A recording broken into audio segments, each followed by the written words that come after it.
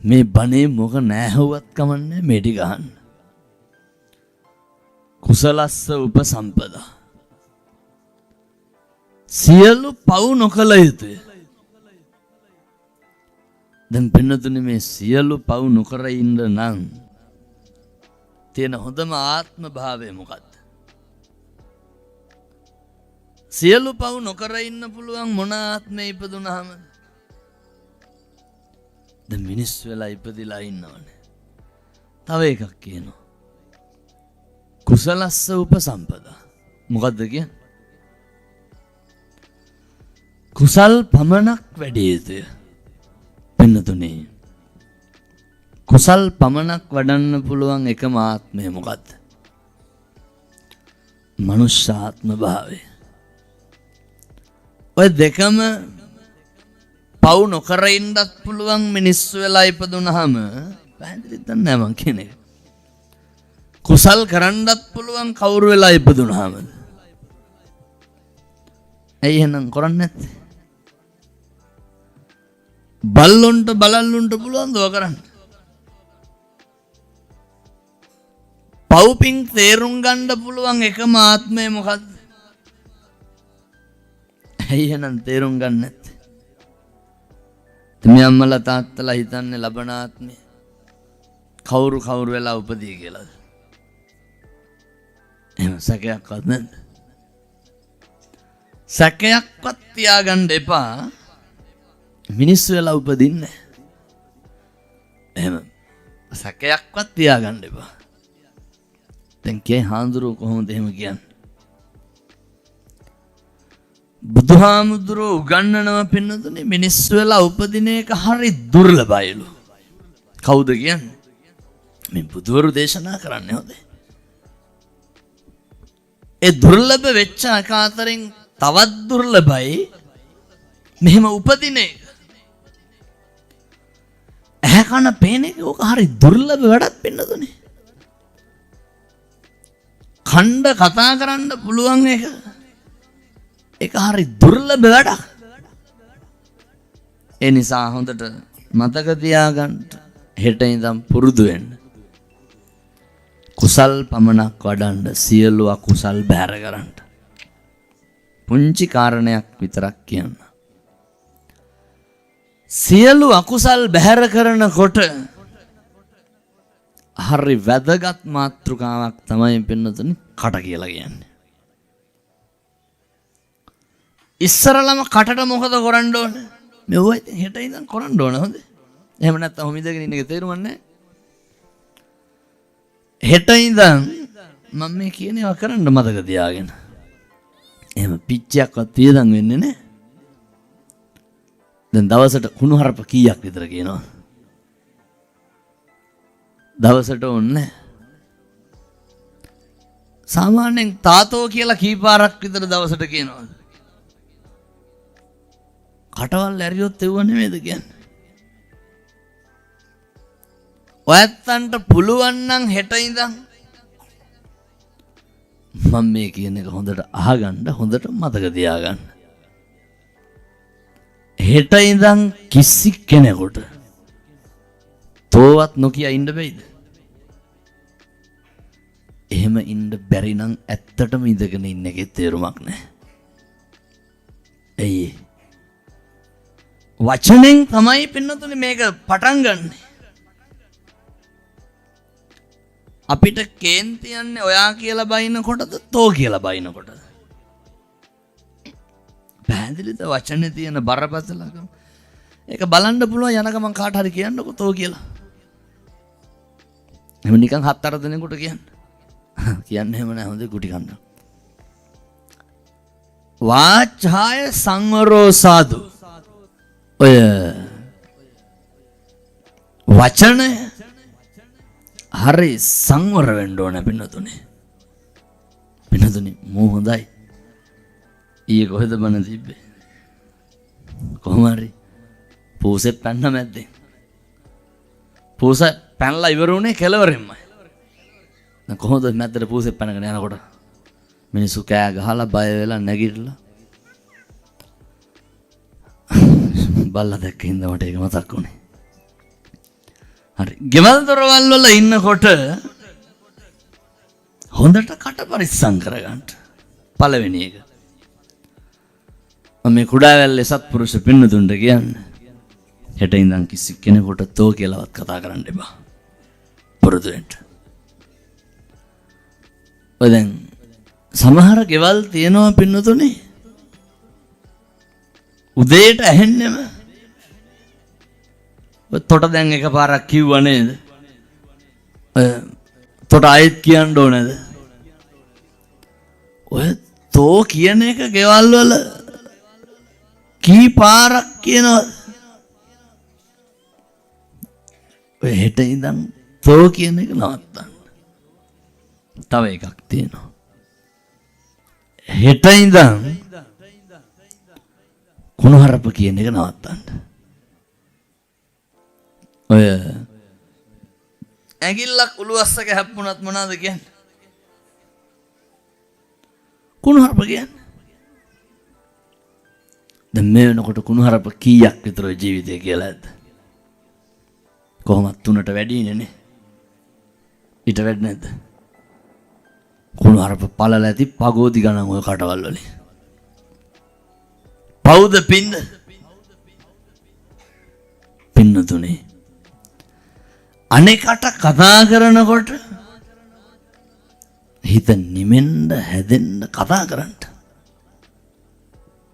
ඔය වචන දෙකෙන් පටන් ගන්න වෛරය කෙලවර වෙන්නේ කොහෙන්ද?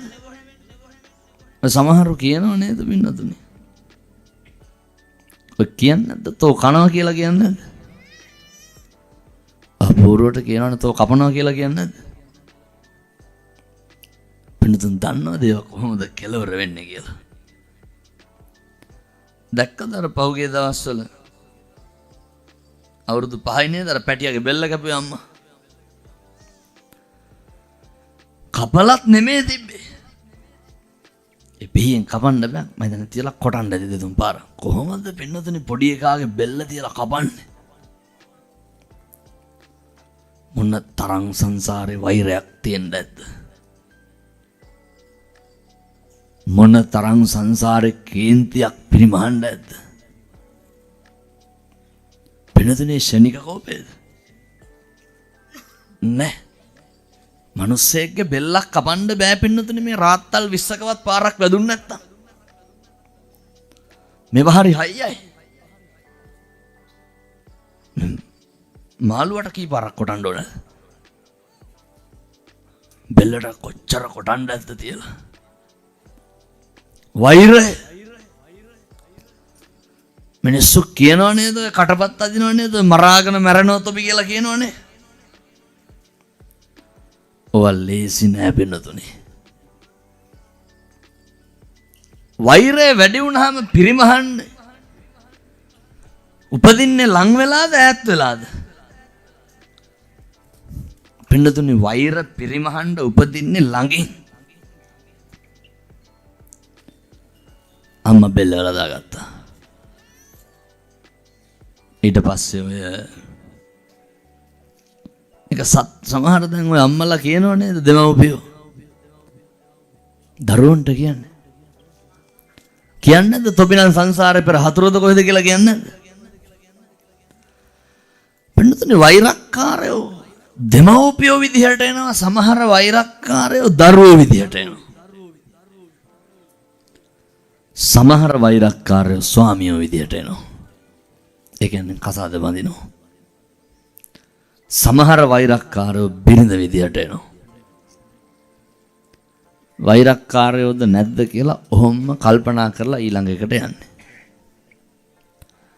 දැන් මේ අම්මලා පතනවත් දැන් බැඳලා ඉන්න තාත්තලා මතු මත්තේටම ලැබියන් කියලා. නිවන් දකින්නකම්ම සංසාරෙම. සේරම ඔළුව අනිත් පැත්තට වනන්නේ කෙලින්නේ නෙමෙයි. මොන වෛරයක්ද? මේ තාත්තලා පතනවත් දැන් බැඳලා ඉන්න බිරිඳ මගේ නෝනා මට නිවන් දකින්නකම්ම ලැබියන් කියලා සංසාරෙම. පින්නතුනේ ඇහුවොත් කේ කරන්න දෙයක් නැද වැටි ඉන්නේ කියලා. සමහර අම්මලා කියන ළමයි හින්දලු ඉන්නේ. මේ පැත්තේ නම් එහෙම නැතුව ඇති. වෛරය, තරහව, මේ වෛරය පිරිමහන්න බොහොම ළඟින් ඉන්නේ. ඈතින් නෙමෙයි. දැකලා දිනවද පොඩි උන් ඉපදෙච්ච ගමන් නියරවල් වල වෙල් වල ලිං වල වැව් වලට විසිකන්න ලේ හතු පිටින් টয়ලට් එකට දාන්නේ කොහොමද පින්නතුන ඉපදෙච්ච ගමන් ඇදලා අපි මේවා අහලා තිබ්බේ කාලියක්කිනීගේ කතාවේ. අස්පනා පිට පේන්න නැත් මේක පේනවා.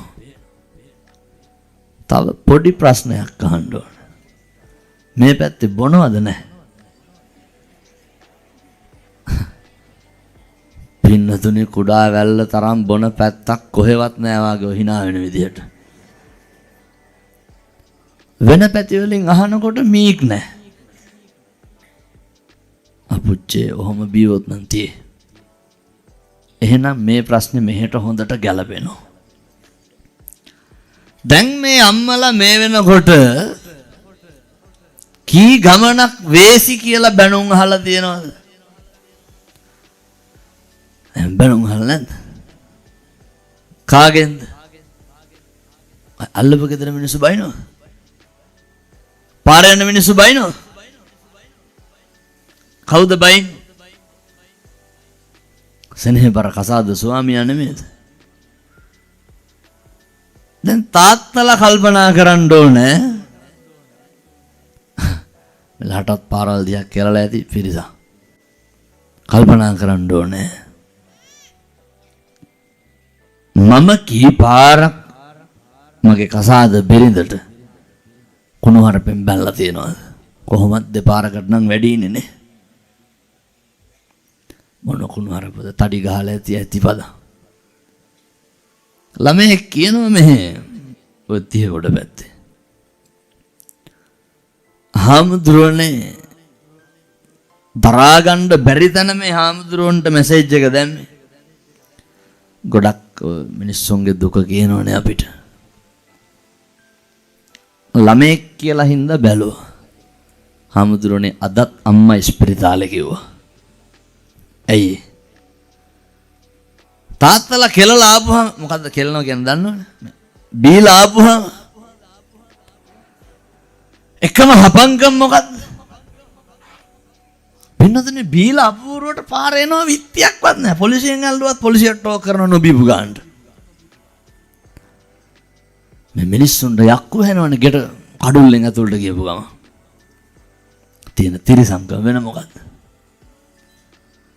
ඇතුළට ගියපු ගමන් එන රුසිය එන දස්සයා. එන චණ්ඩියා. කවුරු ඉස්සරහද? බිරිඳයි දරුවෝ ඉස්සරහ. ඒවා හරි බාල වැඩ. කසාද බිරිඳට තඩි ගහන්න.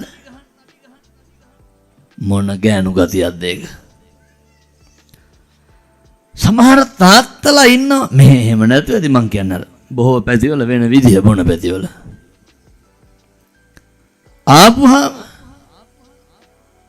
පින්නතුනි දරුවන්ට කැත විදියට බයිනෝ. කොහොමද බයින්? සමහර කොල්ලෝ කියන හාමුදුරනේ අරක මරන්න හිතිලලු තියෙන්නේ. කවුද අරක කියන්නේ? තාත්තා. හේතුව දන්න කාලේ ඉඳන් හාමුදුරනේ තාත්තා අම්මට තඩි ගහනවලු. දන්න කාලේ ඉඳන් කුණුහරුප කියනවලු. අද ඉඳන්වත් පුරුදු වෙන්න. මං කියන්නේ මේ පැතිවල එහෙම අඩු වෙදී. ඔය ගෙවල් වල කුණුහරුප කියන්න එපා. ගෙවල් වල කිසි කෙනෙකුට තාතෝ කියලාවත් කතා කරන්න එපා. ගෙදර ඉන්නේ අම්මයි තාත්තයි දරුවෝයි විතරනේ. ඔය 4-5 දෙනාට ඉස්සනසීමෙන් ඉන්න බැරි. ඒ 4-5 දෙනාගේ මොකවත් බෙදා ගන්න ඔට්ටු වෙනවද? නෑ. අනේකට ගරු කරන්න පුරුද්දක් නැතිකම. තව පොඩි ප්‍රශ්නයක් තියෙනවා. එකට එක කියන එක නවත්තන්න. ගෙවල් වල හරියට එකට එක කියනවා. මම මේ පණිවිඩය දෙනවා කසාද බඳින්න ඉන්න තරුණ තරුණියන්ට. මං කොල්ලොන්ටත් කියනවා මම මේ කියන ටික කරන්න බැයි නම් බඳින්න එපා. මං තරුණියන්ටත් කියනවා මම මේ කියන ටික කරන්න බැයි නම් බඳින්න එපා. ඔය යාර මොකක්ද යාළු වෙලා ඉන්න කාලේ පුරුදු වෙන්න අනෙකට ගරු කරන්න. වෙනදින විශ්වවිද්‍යාලන්ට යකට උසස් පෙළ විශ්වවිද්‍යාලෙත් එහෙම. පුදුම විදිහට මේ යාළු වෙලා ඉන්න කපල් කොල්ලෝ කෙල්ලෝ කුණු හරපෙන් බැන ගන්නවා. මේ තව බැඳලත් නෑ. මරණවනේ පින්නදින බැඳොත් එහෙම. පුදුම විදිහට මම මේ හැම කෙනෙක්ගෙම අහන්නේ. ඔය ජීවිතේ වැඩිපුරම සැක කරේ අපිවද අනුන්වද? කවද්ද කියන්න බාන්න ඔයත්තුන්ව සැක කරපු දවසක් තියෙනවද? අපි සැක කරන්නේ කවුද? අපි සැක කරන්නේ අනේකව. මොකටද පින්නතුනි අනුන් සැක කරලා අපි කුලප්පු වෙන්නේ? වෙන කාගේවත් චර්යාවක් ගැන සැකෙන් බලලා කාගේද ලේ ටික පිච්චෙන්නේ? මොකටද? ඒ නිසා ජීවිතේ අනේකට ගරු කරන්න බැරි නම් කසාද බඳින්න එපා. අනේකට ඇහුම්කම් දෙන්න බැරි නම් කසාද බඳින්න එපා. අනේක පිළිගන්න කැමති නැත්තම් දැන් ඔය ගෙවල් කවදාවත් හොඳක් කියනවද? ගෙවල් වල අගය කිරීමක් තියනවද? ගෙවල් වල ඇගීමක් තියනවද? කිසි දෙයක් නැහැ. මම බොහොම කරුණාවෙන් දේශනා කරන්නේ මේ පින්නතුන්ට. කාලෙකින් හම්බෙච්ච මනුෂ්‍යාත්ම භාවය තුල වචනකින්වත් පවුණම් කරන්න එපා. වචනකින්වත් දැන් පොඩි ප්‍රශ්නයක් තියෙනවා. පින්නතුන් ඉතින් මේ කියනවා කරන්න ඕන හෙට ඉඳන් හොඳ. ඊට වඩා පවු නොකරුවොත් ඇයි ඒ? මට දැනටත් වෛද්‍යවරු කියලා තියෙන්නේ බණ කියන්න එපා කියලා. නවත්තන්න කියලා දෙන්නේ. විනාඩි 45කට වඩා කතා කරන්න එපා කියලා දෙන්නේ. දැන් අහන්න පුළුවන් නම් ඒ තියෙන කොටත් මොකටද එක දවසට බණ පහක් බාර ගන්න කියලා. පින්නතුනේ මිනිස්සු වෙලා උපදින්නේ හරි කලාතුරකින්. මම කොහොමද ලබන අවුරුද්දේ මාස 6ක් විතර බණ කියන්නේ මුල් මාස 6ම. මිනිස්සු වෙලා උපදින්නේ හරි කල්ප ගානකින්. ඒ ඉපදුනහම අපි මොකද කරගන්න ඕනේ? පුළුවන් තරම් අකුසල් නොකර ඉන්න ඕනේ. පුළුවන් තරම් කුසල්ම වඩන්න ඕනේ. මම දැන් අද අසනීපයි කියලා මේ බණවලට ආවේ නැත්තම් මොකද වෙන්නේ? මිනිස්සුන්ගේ බලාපොරොත්තු, මිනිස්සුන්ගේ හීන. ඒ හින්දා මේ කියන හැම එකක්ම හෙට ඉඳන් කරන්න. මේ කියන හැම එකක්ම හෙට ඉඳන් අහන්න. අද ඉඳන් ගෙවල් වල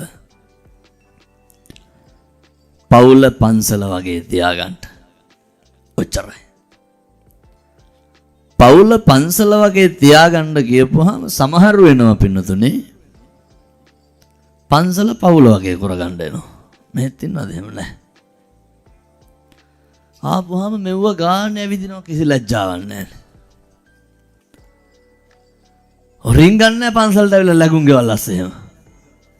මෙහෙනම් එහෙම නැතුවේ සමහරට. තට්ටු බට්ටු මොකවත් නැහැ. ඇතුළට යනවා කඩාන බිඳ. සමහරව ඉන්නවා මේ වගේ අයිතිකාරයෝ වගේ ඉන්න. මෙහි අර මරණදාන සමිතිය හරමේ තියනවද නැහැ? ඔය මරණාධාර සමිති දායක සභාව. ඔයගේ සභාපතිලා ඉන්නවා පින්නතුනේ. මගේ අම්මෝ දිසාපතිලා වගේ ඉන්නේ. ඒක නම් ඇත්තලු මං හිතේ මෙහෙම නැතුව ඇති කියලා. කෙල්ලා හිටන්න ගල් භාගයකින්වත් යනකොට වාහනේට. ඔය පුදුම ගෙම්පර් එකක් නේද? සමහර කොල්ලොන්ගෙන් අහනවා මොකද පන්සල් යන්නේ නැත්තේ? කොල්ලෝ කියන ආමතුරු අරුන් ඉන්නකම් අපි යන්නේ නැලු. ඒවලු මුල් වෙලා කරන්නේ ඒවුන්ට ඔව්වම තමයි කියන්නේ. මේ දහම් පාසලක් තියනවද නැහැ? මේ පොරාලන දර ශිෂ්‍යනායක වුණා මේ පැති වල නැතුව ඇති. සමහර දහම් පාසල් තියෙනවා ඔය මම අර මේ පන්සල් පවුල් වගේ කරන්න එපා කියන්නේ මේ කියන්නේ නැත්තම් මට මේක අදාළ නැහැ. දහම් පාසල් එන්නේ දරුවන් නිමෙන්නනේ නේ. බැරි වෙලාවත් අර තරඟ තියනව නේද? ඕකට දැම්මේ නැත්තම් එහෙම.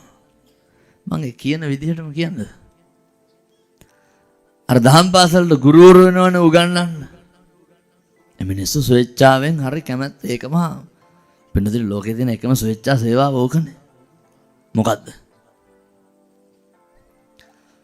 කැමැත්තෙන් ඇවිල්ලා උගන්වන්නේ මොකේද? ලෝකේ මොන ඉස්කෝලේද එහෙම කරන්නේ? ළමයා තරඟට දැම්මේ නැත්නම් එහෙම කියනවා එවුන්ට ඕනේ එවුන්ලු දාගෙන තියෙන්නේ. කියන්නේද? බයිනෝ වෙන්නතුනේ. එහෙනම් පන්සල තියෙන්නේ අපිට සනසෙන්න හැදෙන්න මිසක්කල් ඔය ඇරියස් කවර් කරන්න එහෙම නෙමෙයි හොඳේ. සමහර මිනිස්සු කියනවා පන්සලට ගියපුවාම හාමුදුරුවෝ කතා කරන්නේ නැලු අපිත් එක්ක. ඔය මිනිස්සු ඉතින් ඉන්නේ අර හාමුදුරුවෝ රිසෙප්ෂන් එකේ ඉන්න ඕන කියලා මිනිස්සු වෙනකොට පිළිගන්න. ඒවා ලෙඩ. මේ බුද්ධ මන්දිරේ තියෙනවා බණ මඩුව තියෙනවා විහාර චෛත්‍යය තියෙනවා ඇහ කනකටවත් පේන්නේ. ඇවිල්ලා ස්තූපෙ ඉඳගන්නේ බුලත් විඩන්නේ නැද්ද කියලා අහලා. හාමුදුරුවෝගේ මෙහෙත් ඉන්නවද ඇවිල්ලා කැවිලි මලු අනම්මන සේරම අදින මිනිස්සු? පුච්චේ දික්කල්ල. මං ඇත්තටම හිතුවේ මෙව්වා මෙහෙ නැතුව ඇති කියලා. ලැබුම්ගේ අස්සට ගිහිල්ලා දැන් පන්සල් වලට හම්බෙනවනේ. කියනවා පන්සලේ කිරිපිටි ගොඩ ගහලලු. තියෙන ඊර්ෂ්‍යාව වෙන මොකද්ද? එවුවා මේ හාඳුරුවන්ට හම්බෙන්නේ නේද? මේක හූල්ලන්නේ එහෙම නැහැ පන්සල් වල ඒව බලලා හොඳේ. කියනවා සබන් ගොඩ ගහලලු තියෙන්නේ. ඉතින් පින්නතුනි මේ ශාසනයට ලැබෙන දේවල්. ඔය අපි නම් යවන්නේ පන්සලේ ගබඩාවට දායක වෙයි. පිපිරිලා මරන්නේ කොයි වෙලේ හරි පන්සලේ ගබඩාව දැක්කෝ. ඉතින් ගොඩ ගහලා තියෙනවා. ගොඩ ගහන්න නැතුව හාඳුරු තම්බලා කණ්ඩ දරුවා. මතක තියාගන්න. පන්සලෙන් හොඳට වැඩ ගන්න. පන්සලෙන් ආධ්‍යාත්මය හදාගන්න. දැන් කවද්ද මේ අම්මලා තාත්තලා අන්තිමේට දැන් මෙව්වා කියනකොට හිතන්න ඕන හොඳේ.